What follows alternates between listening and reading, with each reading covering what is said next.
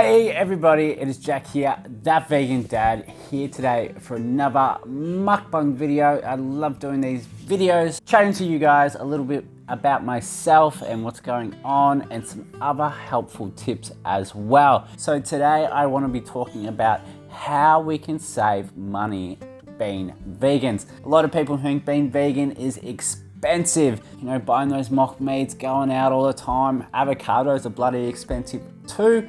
But you know, it doesn't have to be expensive. It is actually quite money saving being vegan if you are smart about it. So I'm gonna give you guys 5 tips today of how you can save money being vegan, all while eating donuts. So Daniel's Donuts is a massive donut franchise in Victoria. They've got a few places now. Look at all these delicious vegan-friendly donuts right there. So I am salivating at the mouth right now, smelling that in. I'm really keen to get into that. So I'm just gonna go make myself a coffee, sit down and have a chat to you guys about how we can save some money being vegan.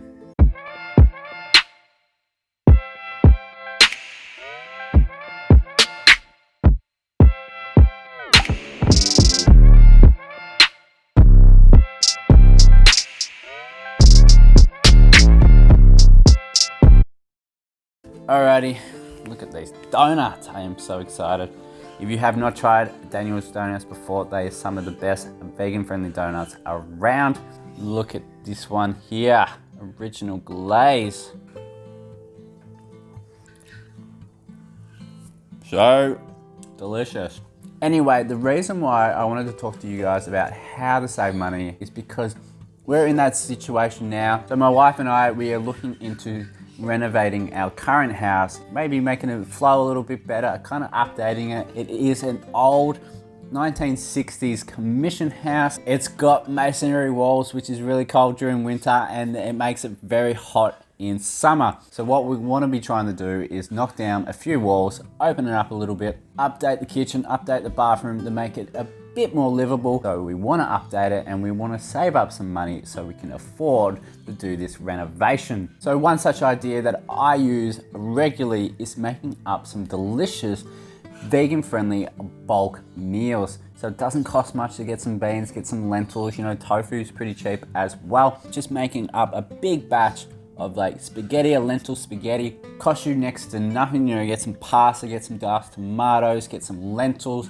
and some other seasoning, and then you've got a delicious spaghetti. So like, you know, you could be making a massive bulk batch of that. That could be a couple dinners for the week. That could be some lunches. You know, we also make a lot of soups. Soups do go a long way and are relatively quite cheap to make as well. It's probably a bit weird me saying this next one while I'm chowing down on some donuts, but not buying so much vegan junk food. You know, vegan junk food, incredibly delicious. You know, there's some amazing items out there now that are available. You got so many mock meats now, which are really tasty and so versatile, but they cost a fortune. You get some mock meats now, you're looking at mince like 8, 9, 10. The Beyond Meat one is about $18, so it is very expensive when you are buying a lot of mock meats. So what we've been doing lately, cutting out mock meats pretty much 95% of the time. So I am going back to trying to just use beans, lentils, tofu, you know, the simple ingredients for my meal. And like, I have an array of recipe ideas under my belt that don't use mock meat. Just experiment a little.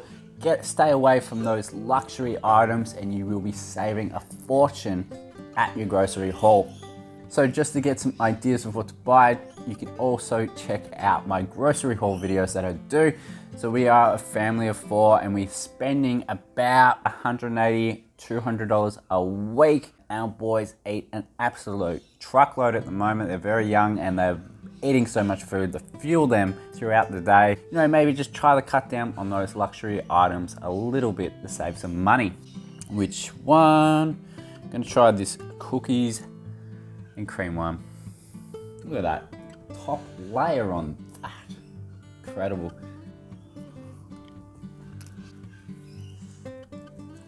Another way to save money, because you are vegan, no one invites you anywhere. Maybe that's a little bit of a joke one, but there is probably some truth to it as well. A lot of people don't have a lot of vegan friends, so having those options of going out to places sometimes limited, I guess that can kind of save some money as well. But either way, going out to luxury places like your cafes, your restaurants, is a luxury, not a once every week sort of situation or multiple times a week. There was a stage for us.